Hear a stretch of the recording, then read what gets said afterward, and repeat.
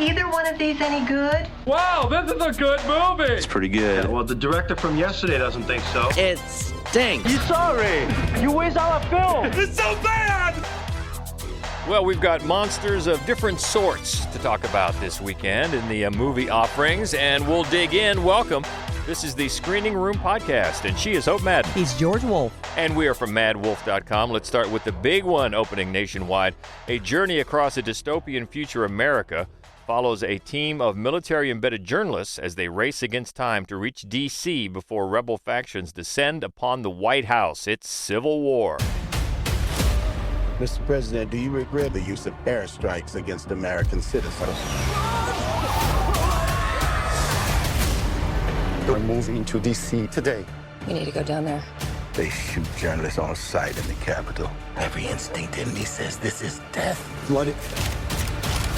Every time I survived a war zone, I thought I was sending a warning home. Don't do this. But here we are. There's some kind of misunderstanding here. What? Well, you're American, okay? Okay. What kind of American are you? One nation, under God, indivisible, with liberty and justice for all. Go, go, go, go, go!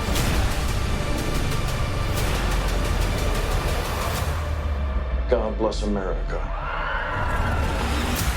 This is the latest from writer-director Alex Garland.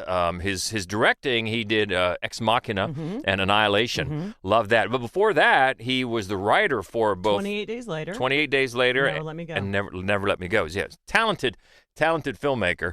And we probably should point out, since one of the guys on the radio morning show I called this morning thought this was a movie about the 1865 Civil War. No. Nope. No, this would be one in the near future America. And this is one that is just, it's so good and it's so worthwhile, but man. Harrowing. You need to decompress after this. I mean, we were lucky. We fired up some Jimmy Buffett in the car driving home just to lighten the mood because, man, this thing puts you through it. But it's on purpose, and it's for a very good reason.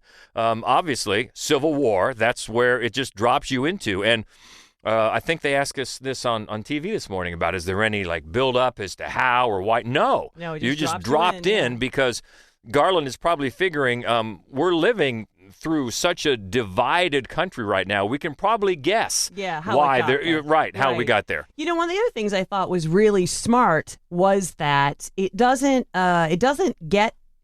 take political sides at all. Right. And I think, makes some interesting choices where the political divide isn't super clear, because that is not the point. As you said on TV today, the point is, let's not do this. We are supposed to be above this. Yeah, that's one of the things. I think the line is in the trailer as well that Kirsten Dunst says, because the movie centers around this group of 4 journalists. Kirsten Dunst is a longtime war photographer, photojournalist, and it's basically she and her partner Joel, played by Wagner Moura. They're basically going themselves. They're going, just the two of them. They want to travel from New York City to D.C. to try to get this interview with the president, played by Nick Offerman, by the way. And then they take on 2 others. There's a longtime reporter, played by the great Stephen McKinley Henderson. He comes along. And then they sort of reluctantly, well, at least she does, Kirsten Dunst reluctantly, takes along this newbie who wants to be a photojournalist, played by Callie Spawney, who was just in Priscilla and some other things. So you've got 4 of them. And they're going in this press-marked vehicle. And it becomes the first... It's a road trip. The first 2/3 of this movie are a road trip. Now, we've mentioned several times that so many times in movies, the road trip narrative can just be a lazy way to connect... string together incidents. But this, man, it really... the narrative device works because they're traveling through a divided America and these different stops that either they make or they're forced to make. Man, they are tense because they already know that in some parts of the country, as they're traveling, just being press will make it dangerous to them. And of course, we've seen that. We see where people in the country today are claiming that journalists are the enemy of the people and all that crap. So all this seems very real. Yeah. That's the thing. It's frighteningly real, and that's what he's trying to do, and that's of course, why what the road trip leads you to, right, is, as you're saying, the first 2/3 of the film is a road trip picture, and then the final act is a war movie. It's a full-on war movie, and it's brilliantly shot, and it's so unnerving, and it's just, like I said earlier, just harrowing. Yeah, and some of the stops, we don't want to give away too much, but one of these has been put in the trailer. It's the one that features Jesse Plemons. And man, he is so scary. I mean, this sequence where they confront him and at least, his group there that has made a bunker and is keeping them from going farther. Let's put it that way. And man, that is so tense and just scary. And it's one of the stops along the way that introduces you to these different factions of people. And you're right, it never tips its hand as to what kind of politics they favor. You can get an idea. And also, there are a couple of lines that the president, Nick Offerman, says early on that can give you a little bit of an idea about what kind of policies he was enforcing. But that's really about it, because one of the things it does, it talks about, the president talks about he calls them the Western forces, who are the rebels, I guess, in this case, and they're led by Texas and California, who you don't expect to be paired. Right. So that's there, interesting. We know those states as a quote unquote red state and blue state. So right there, he's not tipping his hand about who is rebelling here, because it's not about, the movie doesn't become about ideology as much as it does the fact that we're supposed to be above this. This is an America that always looked at other countries going through things like this, and we're above that. We're supposed to be indivisible, right? That's what we've always said.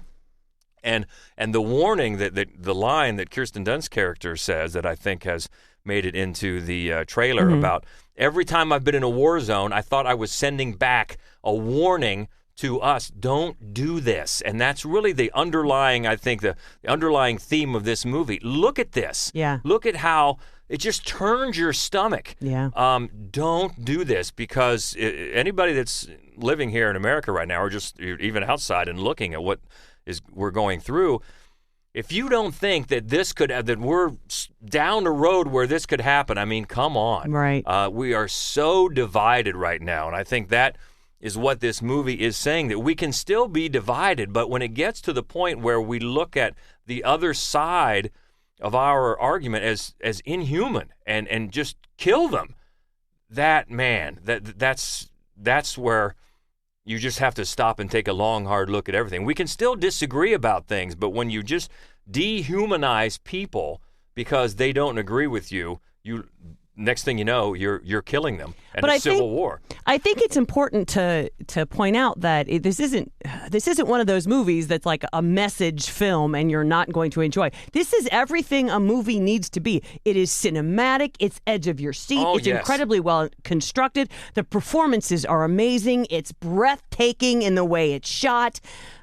It's so surprising, and the different things that happen. A lot of times when there is like a message movie, the movie itself is not very good as movies go. That's not the case here. It's a really cinematically well put together experience. Yeah, especially when it gets to the war zone. Man, it will just batter your senses. It's incredibly well staged. The action is incredible and really tense and breathtaking, and then the final battle, I'm telling you, it really is. It'll take something out of you. It will. It is. It's an experience. Yeah.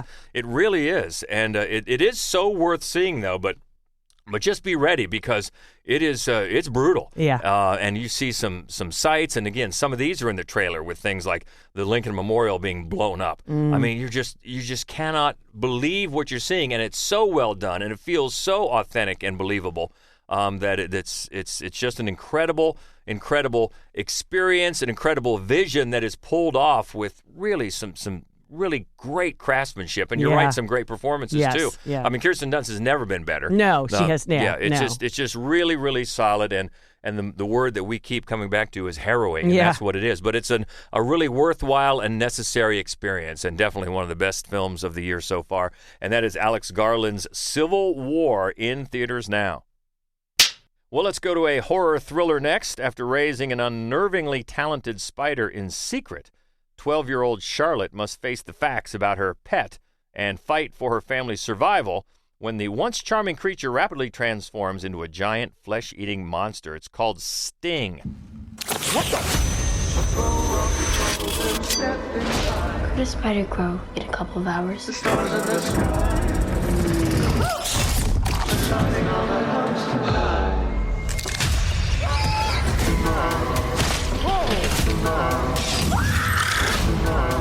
Come on, Sting. You got a problem with doors? Now we have to deal with this together.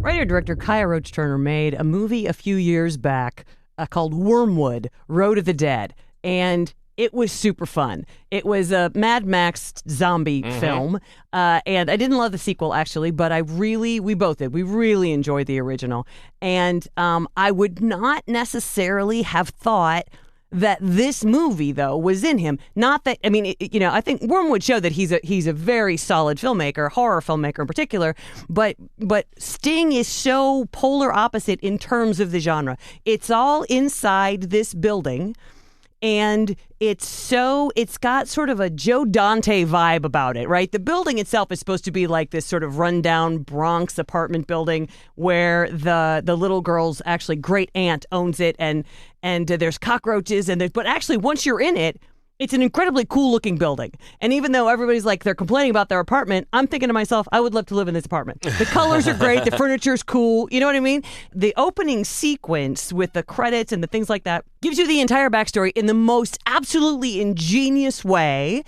And it also has you climbing around in the ducts and, you know what I mean? And in the sort of crawl spaces in this apartment. So it gives you a sense of the building, of the space that you're going to inhabit, of the characters who live in the apartment building. And it also makes you feel like a little spider that's crawling around. I mean, this movie is so well put together, and it is so much fun. And sort of like, Joe Dante, like Gremlins or The Burbs or something, it's a much more dark and subversive film than you may expect right at the offset. However, this one is R. They're not pretending that they're not packaging this as a family film. This is an R-rated movie.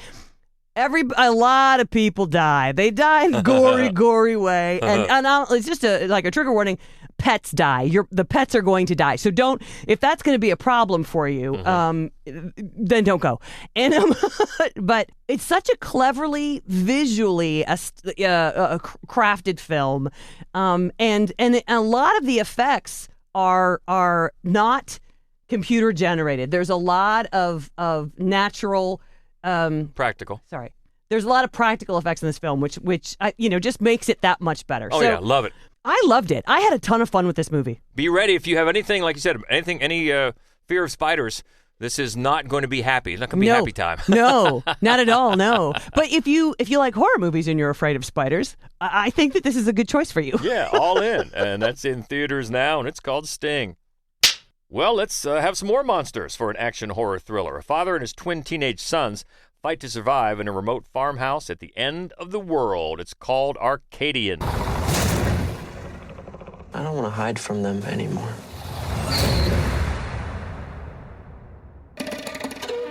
What do we do? Are we not men?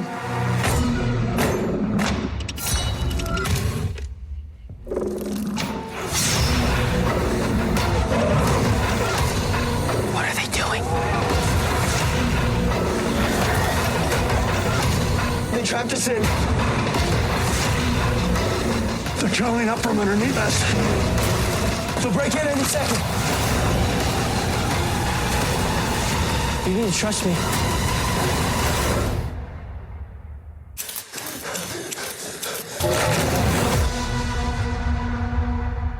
Nicolas Cage is the father, and this is a dialed down, this is a restrained, understated Nicolas Cage, but he's very good, and he's perfect for this role. But he plays Paul, who's got these twin 15-year-old sons, and it's another dystopian future. We get an early prologue, or the opening minutes of the movie, when the kids, the two boys, were just babies, when this whole whatever it is was starting. So the details are a little sketchy. A couple of the characters give us some dialogue that gives us maybe a little bit of insight as to what happened, but we're not quite sure.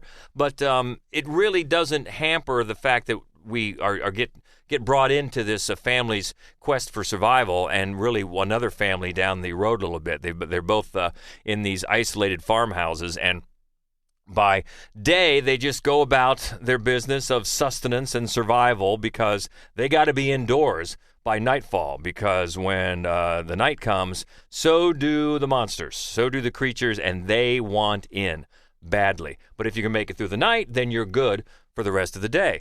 And the two sons, Nicolas Cage's two sons, Joseph, Jaden Martell, who's I always love good. him. Yeah. I love him in everything. Since he was a little kid in that St. Vincent. Yeah, with Bill Murray. There's also in Midnight Special. Yeah, and, yeah. Oh, I love him. He's good. And then his brother Thomas is Maxwell Jenkins. Now, Thomas is he's more impulsive, and he's a little romantic. He's got a thing with the farmhouse down the road. They have a teenage daughter, so he's finding more days, more times where he can go down and help out so he can see that teenage daughter, and then that gets him staying out later and later, closer to dark, and that's not going to be good.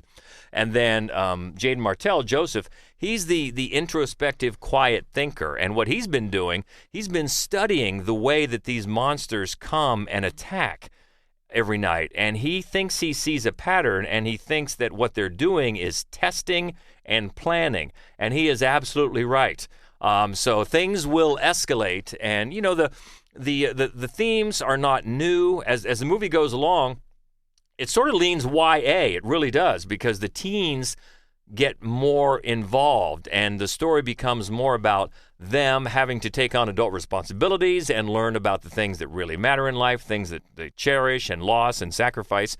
So it's a bit of a YA-leaning horror thriller, with Cage delivering the sort of understated grace about it, and he's very good, and he's one of those parts that reminds you he's not always unhinged Cage. Right. You know? And he can be very, very good, and he's perfect in this part, because the teenage actors are also very good, including Sadie Soverall, who plays the girl down the road, Charlotte.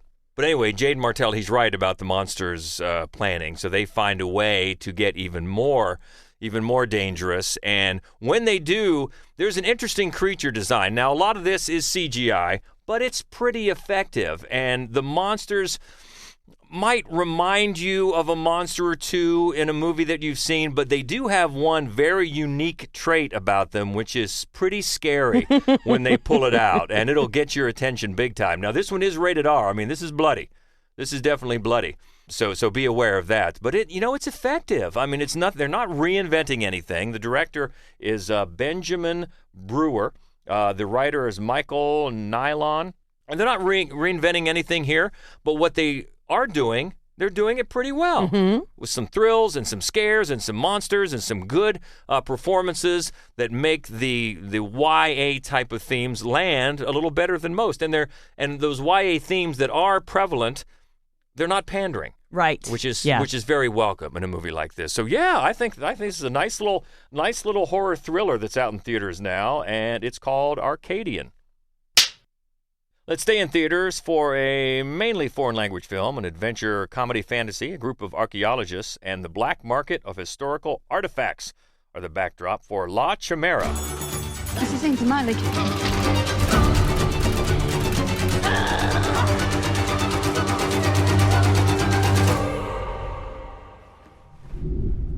Adesso ti facciamo vedere delle cose che nemmeno gli archeologi se le sognano. This movie it's beautiful, it's weird, it's poetical, it's funny, it's odd. There's an Englishman who is asleep on a train at the beginning of the movie, and the train is taking him back to this little villa in Tuscany, and You're not sure for a while what the deal is. And the movie never sits you down and explains it, I'll tell you that. But for whatever reason, he spends his time in Tuscany, where a much older civilization used to just bury their dead with a bunch of stuff to take with them. Now, that's true. Mm-hmm.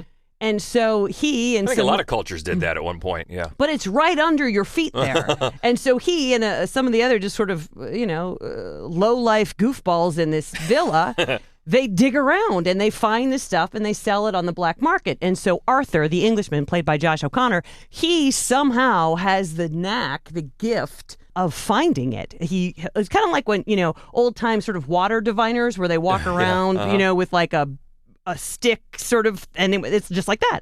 And he has this gift of finding these burial sites. And so that's kind of the main plot is he finds them, they dig them up, these goofballs, and they try to sell them. But then there's also, he dreams periodically of his girlfriend who is dead. And then he visits his girlfriend's mother, played by Isabella Rossellini, and the two of them talk about how he's still looking for the daughter that's dead.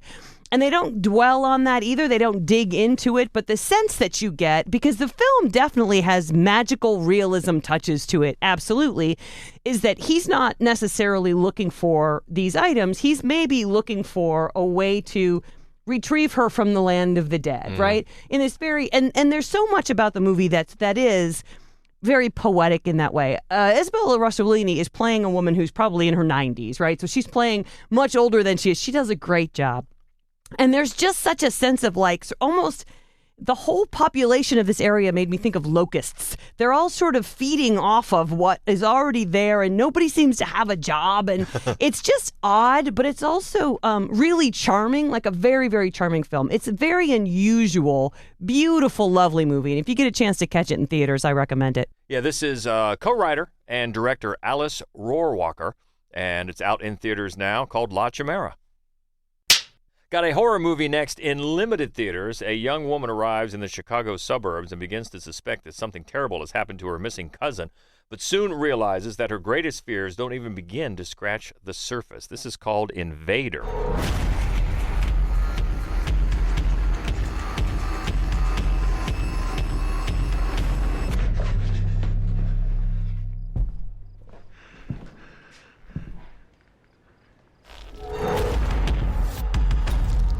Now, we bring this one up because it's basically touring around the country in some theaters, and we actually get it. As we tape this, we get this film tomorrow night. Mm-hmm. They're coming in to the Gateway Film Center here in Columbus, Ohio, and we're so glad to have producer and co-star of the movie, Joe Swanberg. That's right. He's bringing it out. He is, and he was so nice to us with our movie Obstacle Corps, showing it at his special theater in Chicago. That now we can't wait for this. This is going to be good, and we got a chance to see it early.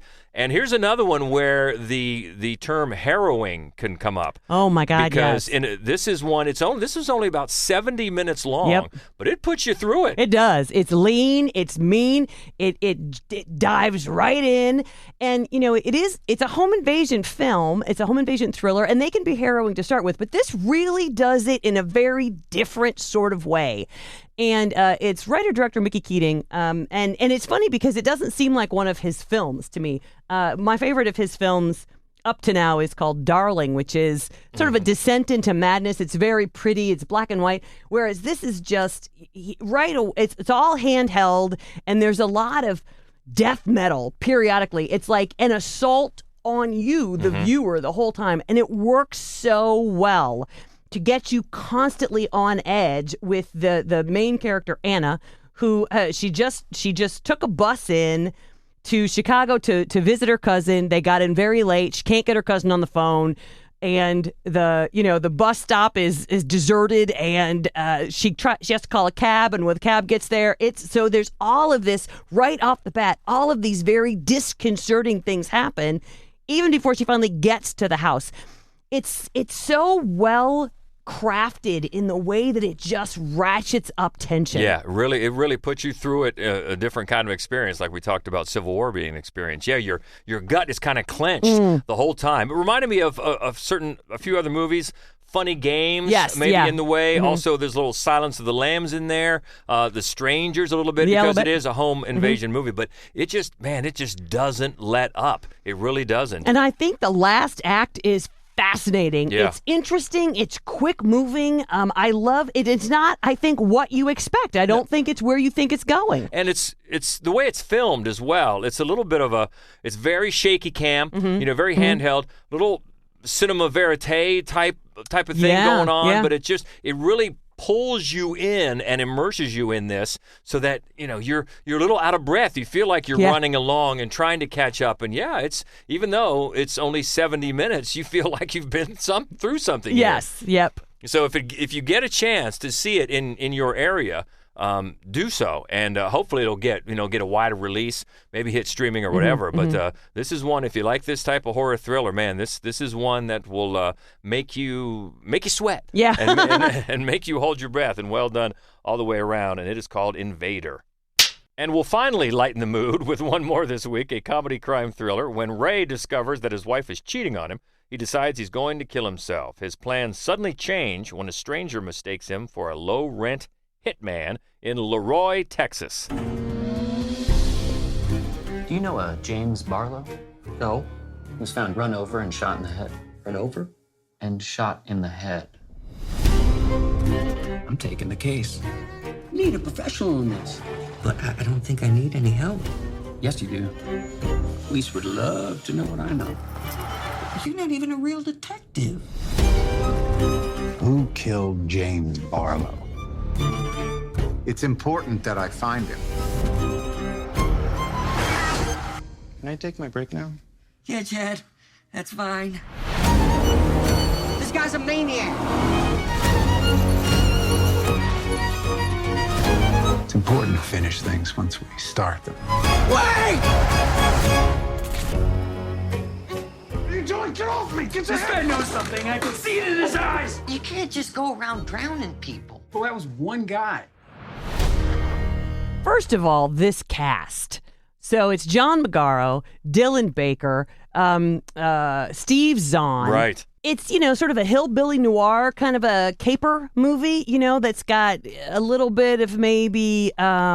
Coen Brothers. Yeah, a little feel about Lebowski it. on in it, and but it's much more lightweight than that, but it is constantly entertaining. And Steve Zahn steals this movie. Christy Robb wrote the review for us. She liked it very much, and she says his getup is like cowboy go to prom, and that he's got like a Cocker Spaniel vibe the whole time, and that's exactly nails it on the head. He's always just fun to watch. He really is. And John Magaro, in a different way, is always solid. And I love him. Of course, Dylan Baker has been a veteran, that guy, for years. Yeah, he's always great. But yeah, Zahn always, whatever's going on, your eye is just drawn to him, especially when he gets the chance to be crazy and, and zany. He's so good with zany. Yeah, I mean, I love that. It's a Cocker Spaniel vibe. He definitely has like a excitable dog kind of a vibe about him. So it's not, I mean, it's, don't compare it to a Coen Brothers. That's unfair to almost anybody, but it is a fun time. Yeah, and it's out actually it's day and date. It's theaters and VOD. So a couple of ways to check this one out, and check out Christy Robb's full review. You can find that at madwolf.com. But it is called LaRoy, Texas. Okay, I think it's time to schlock and roll. Let's all go to the lobby. Let's all go to the lobby. Let's all go to the lobby.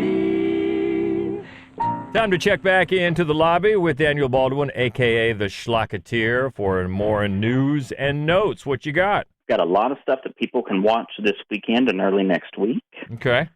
First up, Jonathan Glazer's The Zone of Interest is now available to stream on Max. Ethan Cohen's Driveway Dolls is available to stream on Peacock. Matthew Vaughn's Argyle is available to stream on Apple TV+. Bob Don't do Marley it, though. Maybe of this bunch, that might be the one to save for later, or at least that was disappointing. Yes, Laundry Day. And then Bob Marley One Love is now available on Paramount+. Okay, and both Snack Shack and Kung Fu Panda 4 have hit VOD. All right. Snack Shack. That was a blast. I laughed and laughed.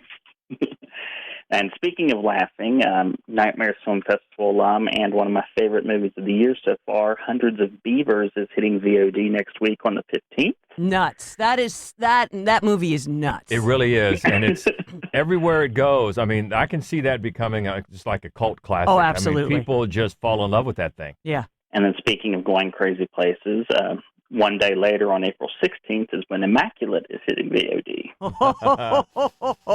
Yeah. And then Dune Part 2 hits VOD the exact same day. So there's a pairing for you. There it is. Yeah, for sure. Let's see, moving on, the spider-filled French horror film Infested is hitting Shudder on April 26th. Yes, I saw that. Our review is coming soon, and it is creepy. That's the one to watch with Sting. That's a back-to-back that will have you spiders everywhere. And then the documentary Remembering Gene Wilder hits VOD on April 30th. And Neon has set a May 17th theatrical release for the indie comedy Babes, which they just picked up off the festival circuit. And Ron Howard's got a new documentary. It's Jim Henson, Idea Man, and that hits Disney Plus on May 31st. And then we've got a bit of shuffling around for the summer slate. Warner Brothers has pushed back the release of M. Night Shyamalan's Trap by 1 week to August 9th. And Lionsgate delayed the release of their remake of The Crow from early June to August 23rd. Not exactly sure why, because August is actually just as packed as June is. But, hey, I'm not in charge of decisions, so. Well, you should be.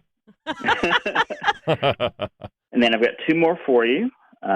First up, Lionsgate has set a September 27th theatrical release for their horror film Never Let Go, which stars Halle Berry and is directed by Alexander Aja.